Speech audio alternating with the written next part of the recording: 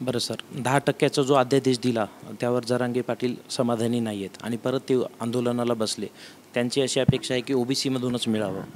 आणि दुसरा महत्त्वाचा मुद्दा आहे की नेमकं राज्य शासन हे आरक्षण देऊ शकतं की केंद्र शासन, कारण 50%ची मर्यादा वाढवली पाहिजे अशी आपली मागे मागणी होती. तर आपलं यावर सखोल मत काय आहे? नाही, पहिली गोष्ट अशी आहे की राज्यामध्ये मराठा आरक्षणाच्या प्रश्नासंदर्भामध्ये जरांगे पाटलांनी जो पुढाकार घेतला त्याबद्दल मी त्यांचं अभिनंदन करतो. अतिशय मेहनतीने आणि सामान्य कार्यकर्त्याने पूर्ण मराठा समाजाची मनं जिंकलेली आहेत आणि म्हणून त्यांच्या मागे जनसमुदाय मोठ्या प्रमाणावर आहे, मान्यच करावं लागेल. आणि त्यांचाही मी नितांत आदर करतो. अनेक वेळा त्यांना भेटतो आणि त्याची मतं समजून मी त्यांना सांगितलं आहे की हा आरक्षणाचा मुद्दा कायमस्वरूपी मार्गी लागावा याकरता ज्या गोष्टी अडलेल्या आहेत तर मी स्वतः पाठपुरावा करेन एक समाजाचा एक नागरिक म्हणून, असं मी त्यांना स्पष्ट आहे. त्यामुळे जे काही झालं आत्तापर्यंत हे त्यांनी प्रयत्न केले आणि सरकारने प्रतिसाद दिला म्हणून झालेलं आहे. हे निश्चित त्यांना क्रेडिट दिलंच पाहिजे.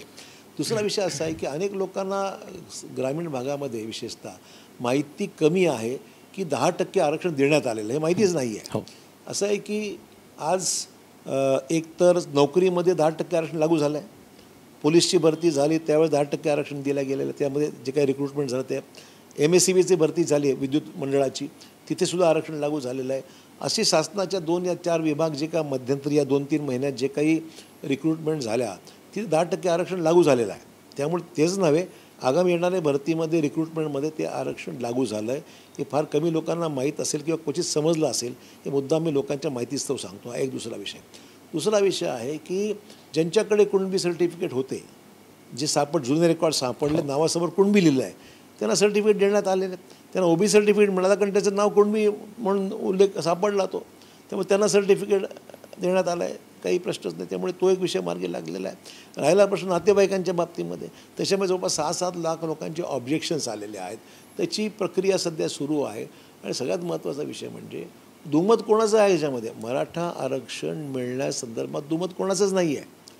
आता ग्रामीण भागात जर गेलं, एखाद्या म्हातारा आईला किंवा वडिलाला विचारलं की बाबा तुमचं काय, ते म्हणे आरक्षण मिळालंच पाहिजे, हीच भूमिका आहे, आमच्या लेकराला मिळालं पाहिजे.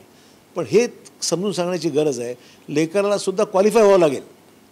जर माझ्याकडे 100 जागा आहेत, त्या 100 जागापैकी 10 जागा मराठा समाजाला आरक्षित आहेत, पण ते जर माझ्या मुलाला द्यायच्या असतील किंवा मुलीला द्यायचे असतील तर तिला परीक्षेमध्ये पास व्हावं लागेल, उत्तीर्ण व्हावं लागेल. आणि उत्तीर्ण होऊन ते 10 जागा ज्या 100मध्ये आहेत त्यासाठी सर्वात जास्त मार्क ज्याला मिळेल त्याला 1 नंबर 2 नंबर अशा 10 जागा भरायला जे काही क्वालिफाय व्हावं लागतं ते क्वालिफाय व्हावं. फक्त हे मराठाच नाही, सगळ्याच आरक्षण SC ST OBC VJNT जेवढे आरक्षणं आहेत त्यांना परीक्षा पास होऊन त्यांना क्वालिफाय झालं तरच जागा मिळेल. म्हणजे असं नाही आहे की मराठा आरक्षण मिळालं म्हणून सगळ्या नोकऱ्या मिळाल्या, असं नाही होणार आहे.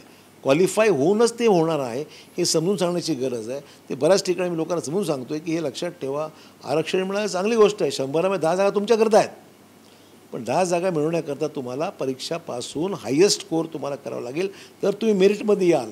विदाऊट मेरिट कोणालाच मिळणार नाही काही, हे आपण लक्षात घेतलं पाहिजे, ही सांगण्याची गरज आहे. आणि दुसरं म्हणजे ज्यांना मेरिटमध्ये येत नाही त्यांना अन्य मार्गाने क्वालिफाय कसं होता येईल, सेल्फ एम्प्लॉयमेंट, स्वयंरोजगाराचा उल्लेख मगाशी केला. अनेक पद्धतीने आणि रोजगार मेळावे घेता येतात, प्रायव्हेट सेक्टरमध्ये जातात, नोकरी मिळू शकते, अशा अनेक गोष्टी आहेत त्या ठिकाणी. म्हणून म्हणतो की हा विषयाची व्याप्ती खूप मोठी आहे, हा विषय समजून सांगण्याची गरज आहे. आता विरोधी पक्ष परवा मुख्यमंत्र्यांनी सर्वपक्षीय बैठक बोलली होती, ना काँग्रेसचं कोणी आलं ना भाजपाचं, ना भाजपचे मीच एकटा होतो, भाजपाचं एकटा मीच होतो त्याशी मिटिंगमध्ये बाजू मांडायला, परंतु ना काँग्रेसचं कोणी आलं, ना राष्ट्रवादीचं कोणी आलं, ना शिवसेनेचं कोणी आलं. म्हणजे आणि ही भूमिकाही सांगत नाही, कारण त्यांना आपोआप मतं मिळतात का नाही. त्यांनी हा विषय आपल्या राजकीय फायद्यासाठी हा विषयाचा उपयोग ही महाविकास आघाडी करून घेत आहे, हे दुर्दैव आहे. हा विषय कुठला राजकीय पक्षाचा विषय नाही आहे, समाजाचा विषय आहे. याला कोणीही राजकारणासाठी आता काय झालं आहे की मग यांच्या महायुतीच्या विरोधामध्ये म्हणून आपोआप मतं महाविकास आघाडीला, आणि म्हणून त्यांनी काहीच बोलायचं नाही. म्हणून मुख्यमंत्री परवा म्हणाले की तुम्ही भूमिका स्पष्ट करा. तुम्ही जो म्हणाला OBCच्या मधून, मग तुमची भूमिका असं आहे की सभागृहामध्ये मराठा आरक्षणाचा कायदा सर्वांनी मिळून पास केला. मराठा आरक्षण द्यावं हा कायदा ज्यावेळेस 10%च्या बाबतीमध्ये कायदा सभागृहात सादर झाला त्यावेळेस सर्वपक्षीय लोकांनी एकमताने तो पारित केला की 10% आरक्षण जो काय तो बरोबर आहे. आता हा जो विषय आला हा त्यावेळेस कोणी बोललं नाही.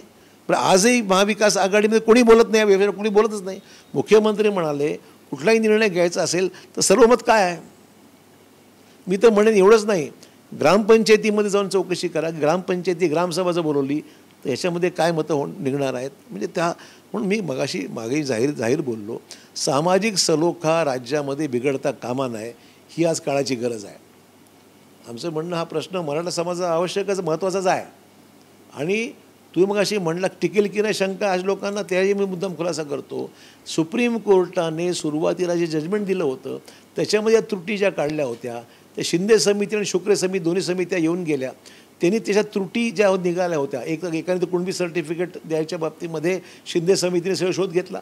शुक्रे समितीने मागासले पण मराठ्यांचं कसं आहे हे सांगण्याविषयी अभ्यास करून प्रत्येक जिल्ह्यात भेटी घेतल्या. लँड होल्डिंग किती आहे, किती नोकरी किती लोकांना आहे, एम्प्लॉयमेंट किती लोकांना मिळालेली आहे, आर्थिक परिस्थिती कशी आहे, सगळ्याचा अभ्यास केला.